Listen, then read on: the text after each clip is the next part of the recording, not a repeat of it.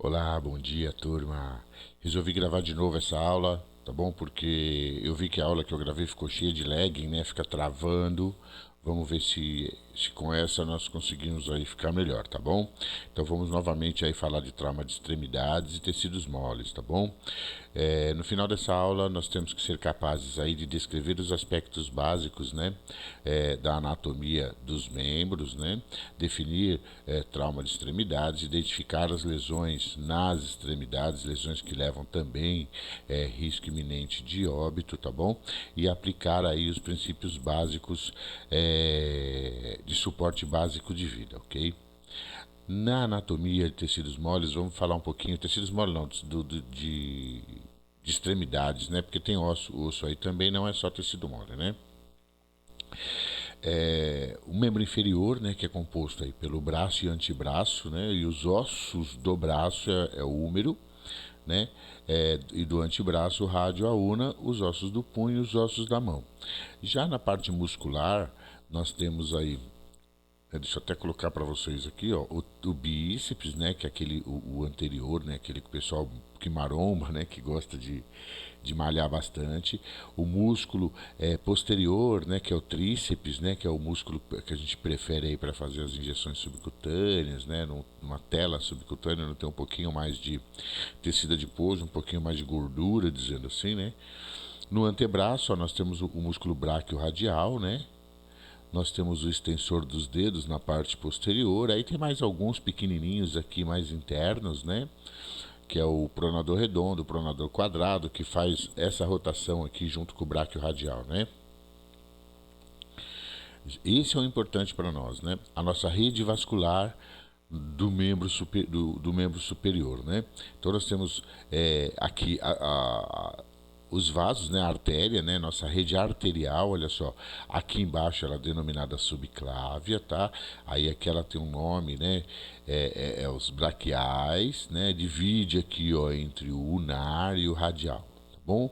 E a partir de cada ramo principal desse, né, vai surgindo vai dividindo em outras artérias menores até chegar às arteríolas e até chegar em cada célula para levar o que? Nutriente e oxigênio, ok? E uma vez feito essa entrega desses nutrientes e esses oxigênios, e esse oxigênio, ela é feita a troca, né, de oxigênio por gás carbônico e dos nutrientes pelos dejetos, né, por aquilo, pela catálise. O que é catálise? Pela transformação. Tudo que o alimento foi transformado, que o nosso organismo não vai usar mais, ele tem que jogar fora. Tá? Então as veias que fazem isso, elas coletam o CO2, tá? E os dejetos, né, os restos celulares, os restos da alimentação celular e drena, né? Então, olha só, as artérias levam, né, os nutrientes e o oxigênio e as veias drenam o CO2, né, que foi usado e os restos, os resíduos alimentares das células traz de volta para quê? Para ser destruído ou transformado novamente, tá bom? E isso é muito importante, porque se essa rede não funcionar, a célula morre de fome e de falta de oxigênio, que é a famosa hipóxia, tá bom? E é por isso, então, que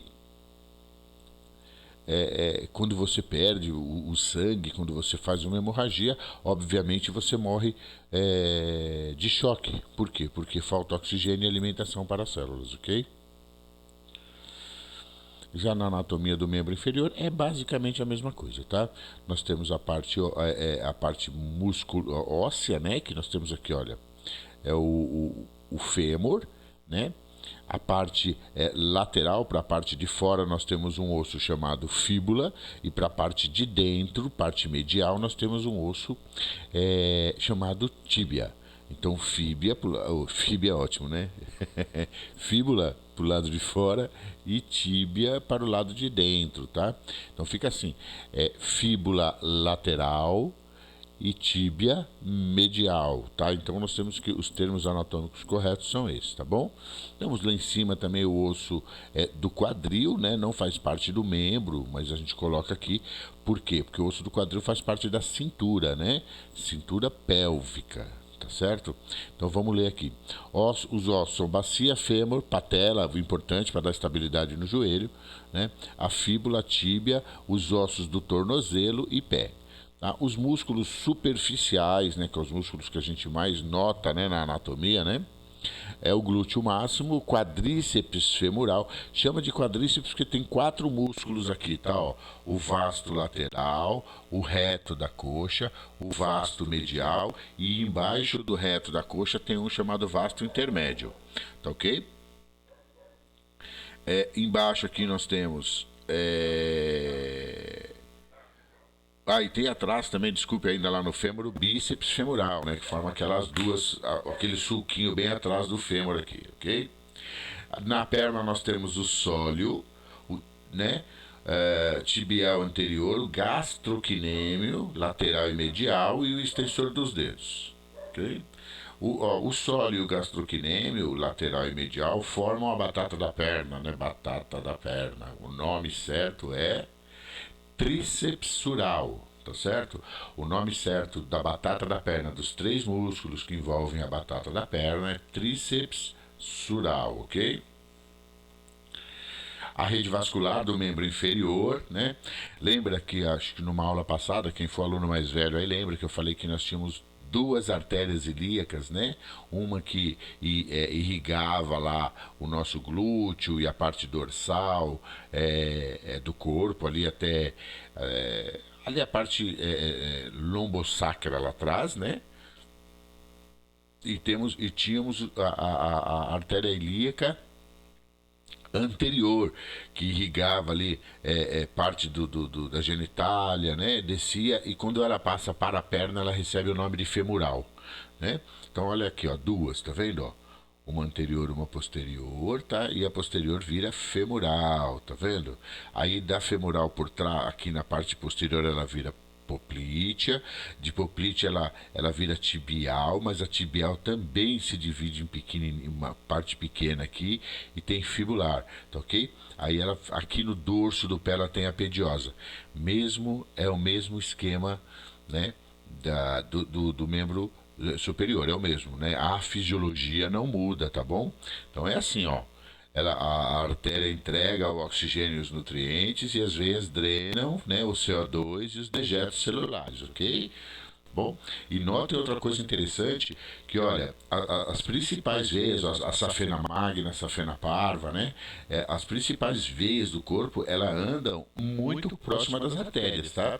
Elas andam numa estrutura e nervo também. Elas andam, né? Elas estão numa estrutura denominada nave, que é nervo, artéria e veia. Elas são juntinhas, assim, normalmente dentro de um tecido conjuntivo, as principais, tá? As veias, os vasos grossos, né? De grosso calibre, elas andam sempre junto. Por isso, numa lesão arterial, muito possivelmente você terá também uma lesão venosa de grande calibre. Tá? Tem que prestar bastante atenção nisso. Né? A definição de trauma, vamos definir aí o trauma de extremidades de tecido mole, tá bom? São lesões traumáticas musculoesqueléticas das extremidades superiores e inferiores. Ok? Então tem que ficar bem claro. Se o trauma é de quadril, eu denomino trauma abdominal, ok? Se o trauma é lá no ombro, eu denomino trauma torácico, tá? Lesões é a partir da coxa no inferior e a partir do braço, lesões de extremidades é a partir da coxa, tá? E a partir do braço. Lesões de quadril e ombro eu chamo de lesões juncionais, ok? Então, para ficar bem claro isso. Então, são lesões traumáticas musculoesqueléticas, né? Das extremidades superiores e inferiores, muito comuns em pacientes traumatizados. O risco de morte é mínimo, tá? Na maioria dessas lesões. Porém, podem apresentar risco de morte imediata por exsanguinação se eu comprometer um grande vaso, né? No braço, o meu braquial, lembra que corre a veia e a artéria junta, né? E na minha perna, a femoral, que corre minha veia e minha artéria junta. Tá? Então eu posso seccionar as duas, sem novidade. E a femoral, ela vai matar a pessoa aí em 6, 8 minutos, às vezes não dá nem tempo, ela é exsanguínea mesmo. Tá? Muito tempo, às vezes não dá nem tempo de o socorro chegar. Senão, então, por isso que é muito importante entender de primeiros socorros, entender o que está fazendo antes mesmo do socorro chegar. Exemplo, o bombeiro civil trabalha no chão da fábrica. O cara, o operário lá sofre um acidente. Eu tenho que colocar um torniquete antes mesmo, imediatamente, antes mesmo do socorro chegar, sem medo. Para quê? Para salvar a vida dessa pessoa, porque ela está em iminente risco de óbito. Ok?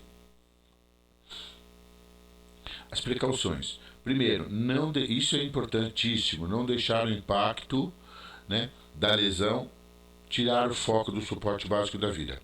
Olha a imagem ao lado. Então nós temos aqui, ó, uma amputação completa, né? Uma amputação horrível de perna. Qual que é, né, a primeira impressão que nós temos ao chegar numa cena dessa? É correr para esta perna e socorrer ela, deixando o resto para lá, porque o resto aparentemente não está inteiro aqui, né? Olha só, aparentemente ele está inteiro, é um cabra forte, né? Aparentemente ele está inteiro. Eu estou vendo aqui umas escoriações tal, mas o feio mesmo está a perna. Então a nossa visão de túnel nos impele ao quê? Aí socorrer, aí chegar nessa perna, aí já fazer um curativo, já tampar ela, né? Por quê? Porque é mórbido. Isso é mórbido. Isso é uma imagem mórbida. Então, a nossa intenção é essa. Agora, notem o importante. Tá vendo lá em cima não tem um frasco cheio de vidro aqui, de sangue? Olha só. Tem, não tem? Esse frasco cheio de sangue me diz isso aqui é um dreno de tórax. Me diz que essa pessoa tinha o quê? Um hemotórax maciço, olha só. Tá vendo? Então, se eu chego na cena e socorro só a perna dela, só vou na perna, essa pessoa ela ia morrer do quê? De hemorragia. Estava comprometido o B e o C dela, porque o hemotórax comprime o pulmão e ela não consegue respirar, e o hemotórax também guarda uma grande coleção de sangue, matando ela por hemorragia. Você ia achar que ela estava morrendo de hemorragia pelas pernas, e não é, olha só o frasco lá como está cheio. Ó. Tá? Então, assim, ele tinha um hemotórax associado. Então, nós temos que seguir o XABCDE, tá? Seguir a sequência da análise primária. É isso que temos que doutrinar a nossa mente a seguir a sequência da análise primária, mesmo que a cena seja grotesca, tá? Voltando um pouquinho aqui, olha só. Trauma de extremidades, o risco de morte é mínimo, é mínimo. Ok? Então vamos voltar lá.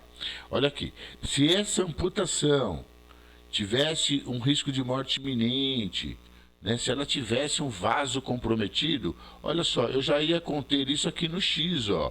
Eu ia aplicar um torniquete, não ia me incomodar em tampar nada agora, aí eu ia para o A, ia abrir a via aérea dela, ia para o B, ia notar esse hemotórax maciço, como foi feito aí, ó.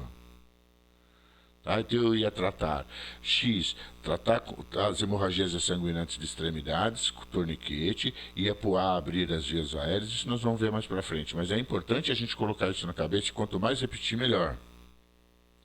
No B, eu ia ver o estado hemodinâmico da respiração dela, ia notar esse hemotórax, ok?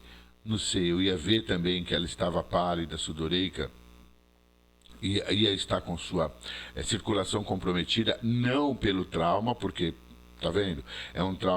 Isso é um trauma lacerativo, muito provavelmente já deve ter colabado as artérias menores aí. Tá? Então ele não ia morrer dessa hemorragia. Mas ele está pálido. Onde está essa hemorragia? Lá em cima, lá no tórax. Ok? Então eu ia fazer o D, ver estado neurológico, ver se não tem um trauma de crânio associado.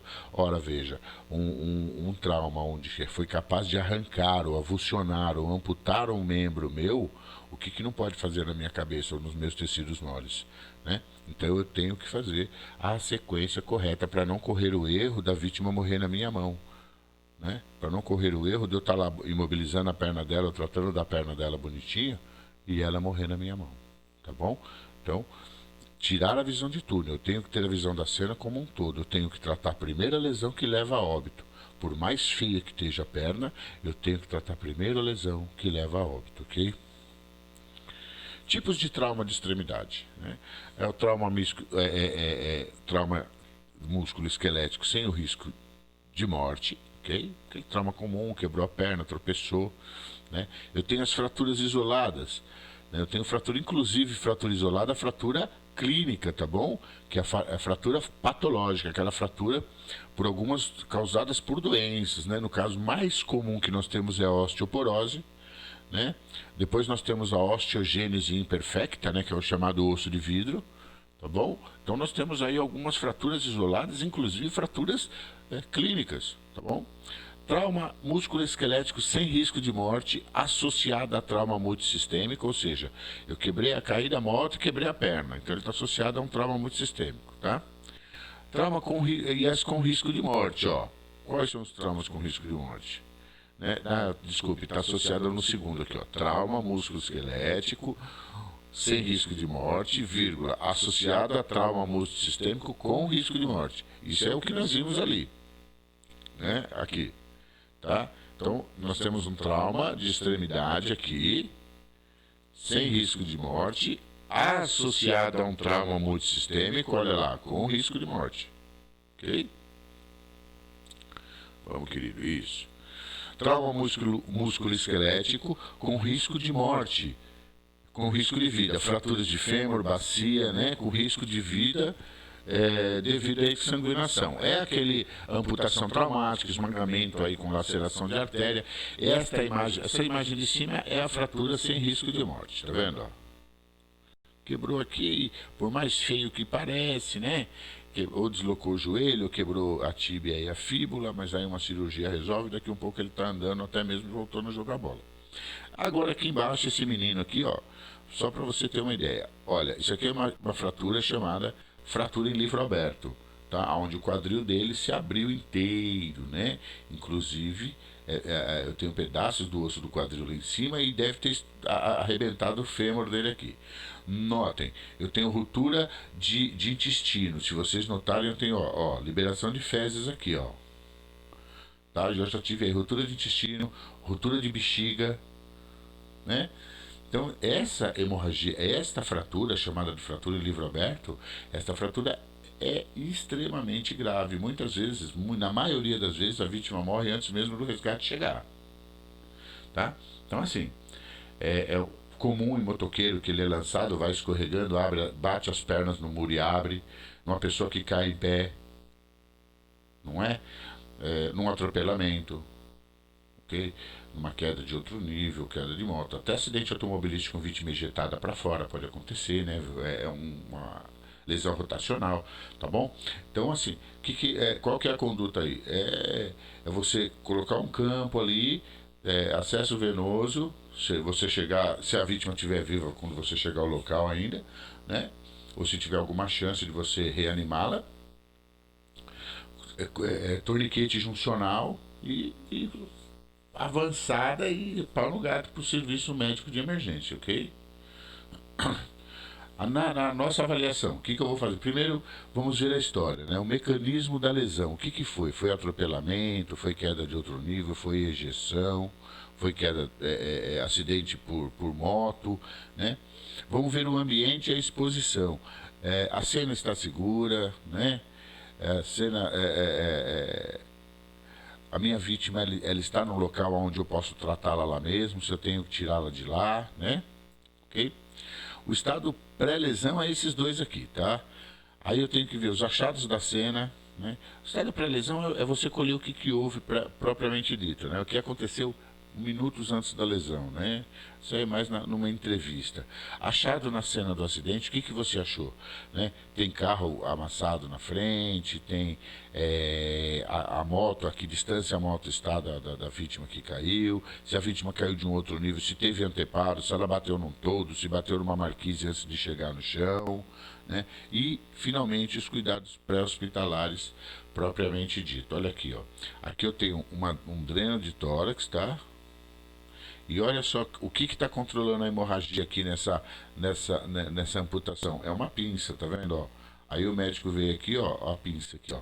Colocou a pinça pinçou a artéria braquicefálica, tá? A subclávia, desculpa. Bom, pegou a artéria subclávia aí, pinçou ela para o quê? Para conter a hemorragia. No nosso caso, na rua, É muito difícil localizar essa artéria, tá? O médico ele tá lá para isso, estudou anatomia incansavelmente para isso, tá? Ele sabe exatamente onde está essa artéria, vai lá e pinça ela. Nós temos que fazer o quê? Torniquete juncional ou uma pressão direta aí, tá? Colocar mesmo uma compressa ali e apertar até conseguir chegar na artéria e parar de sangrar. Na avaliação pré-hospitalar, obviamente, tá? Nós vamos dar ênfase para o quê? Trauma de extremidades. Nós temos que dar ênfase, que é o que eleva o risco de morte, a hemorragia exsanguinante de extremidades, tá ok? Então nós vamos controlar essa hemorragia com o quê? Com torniquete ou pressão direta. Feito isso, controlar a instabilidade com o quê? Com uma imobilização adequada. Nesta ordem, tá? Primeiro eu controlo a hemorragia, aí eu controlei a hemorragia. Olha só, eu controlei a minha hemorragia, eu não vou imediatamente controlar a instabilidade. Eu controlei a hemorragia, eu vou fazer a abertura da via aérea, com controle da coluna cervical, eu vou cuidar da respiração, lembra lá da imagem. Né? Eu vou cuidar da circulação, vou ver lá o PPPH, né? Eu vou cuidar do estado neurológico, vou fazer a exposição da minha vítima e controlar sua temperatura, e só aí eu venho fazer controlar a instabilidade das fraturas, tá? Eu jamais, fratura isolada não mata ninguém, fratura não mata ninguém. O que mata é hemorragia, o que mata é obstrução de via aérea, o que mata é comprometimento respiratório, o que mata é hemorragias internas, o que mata é trauma crânioencefálico. Isso mata. Fratura não mata ninguém na hora. Por mais grotesca, né? Por mais grotesca que esteja a imagem, eu não posso ter o quê? Visão de túnel. Tá bom? Eu não posso. Ah, mas olha lá, tá apertando a perna, vamos cuidar da perna. Aí ele vai bonito no caixão com a perna bem enfaixadinha, morto. Tá bom? Cuidado. Perdas sanguíneas estimadas em fratura fechada sem rompimento. Olha só, presta atenção. Sem que rompa, né? Vasos, tá? Só o osso sangrando. Olha lá. Se eu quebrar uma costela, eu perco 125 ml de sangue. Se eu quebrar o rádio Uiaúna, eu perco de 250 a 500 ml de sangue. Opa, 500 ml já acendeu o sinalzinho de alerta aí. Já me dá instabilidade hemodinâmica. O úmero, ó, eu posso perder de 500 a 750 ml de sangue. Na tíbia ou na fíbula de 500 a 1000. Olha só no fêmur. No fêmur de 1000 a 2000, ou seja, 2000 já é quase, né, um terço aí do sangue do corpo, também já é gravíssimo. E olha só o quadril, aquilo que eu falei da criança lá, da fratura em livro aberto, ó. Ela perde de 1000 ml a hemorragia maciça. Por que, que o quadril sangra tanto? Porque o quadril, a bacia, ela é hematopoética. É um osso que fabrica medula óssea, é um osso que fabrica elementos do sangue. Então ela é ricamente, né, vascularizada, ela tem muito sangue contido nela. Então você quebrou ali, facilmente ela vai sangrar e sangrar bastante, ok? Falar um pouquinho, né? Isso aqui para nós é mais no intra-hospitalar, mas a título de curiosidade, e o que acontece quando a gente faz aí uma imobilização mal feita, tá? Síndrome compartimental. O que é isso? É o acúmulo de pressão por hemorragia ou edema dentro do tecido muscular, ok? Acontece quando o trauma de partes mole pode levar a uma síndrome compartimental e pode colocar a extremidade em risco. É o aumento da pressão em compartimentos musculares, entre as fibras musculares, aumenta a pressão por edema ou por hemorragia ali, tá? O que acontece? Como que acontece isso? Por uma isquemia prolongada, ou seja, se eu aplicar o torniquete lá e deixar muito tempo, ou seja, de 6 a 8 horas, né? Então, lá no uso, como que é o uso do torniquete? Eu posso usar o torniquete sem afrouxá-lo por até 2 horas. Okay? Então chegou no hospital, o médico já tem que dar um jeito. Por isso que eu falei que é no intra-hospitalar, tá? Porque leva a hipóxia e a morte celular. Qual que é o tratamento? É a fasciotomia. É esse corte que você está vendo aqui, ó. O médico faz esse corte, né? Para quê? Para aliviar a pressão, né?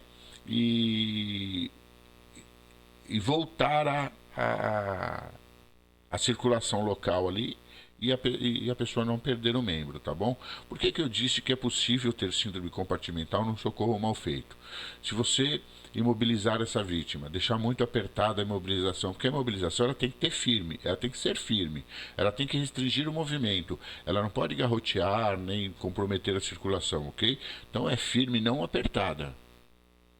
Tá? As talas têm que ser bem aplicadas, porque uma tala bem aplicada você pode até apertar que não vai chegar no tecido da pessoa, tá bom? Então tem que prestar bastante atenção nisso, tá?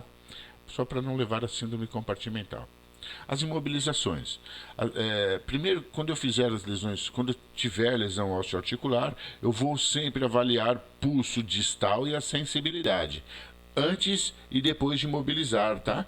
Então, antes de imobilizar, eu vejo se é na perna, eu vou ver se tem músculo pedioso. É no fêmur, eu vou ver lá atrás na poplite, ver se tem músculo, ok? Se não tiver, antigamente, dizia assim, hoje em dia não está muito usando isso, né? Ó, eu já vou dizer o que é, tá? Imobilizar uma articulação acima e abaixo, essa é sempre. Fratura, se for fratura no osso, né? Fratura mesmo, propriamente dita, ou desalinho, ou suspeita de fratura, eu vou imobilizar uma articulação acima, uma articulação abaixo. Se for uma luxação, se for uma lesão articular, eu vou imobilizar um osso acima, um osso abaixo. Okay? É proporcionalmente inverso. Okay? Fraturas expostas, o que eu vou fazer? Primeiro eu vou conter a hemorragia. Curativo oclusivo, com torniquete, enfim, o que eu tiver à mão. Tá? Vou retirar corpos estranhos da ferida, ocluir a ferida e imobilizar na posição encontrada. Ok? Ainda, fraturas desalinhadas. Se o pulso distal estiver presente, olha, presta atenção, imobilizar na posição encontrada. Eu não vou alinhar, nós não alinhamos fraturas, alinhamos o membro, tá? Eu quebrei o antebraço, estou com o braço aberto, eu posso trazê-lo na posição de conforto, desde que eu não alinhe fratura, tá bom?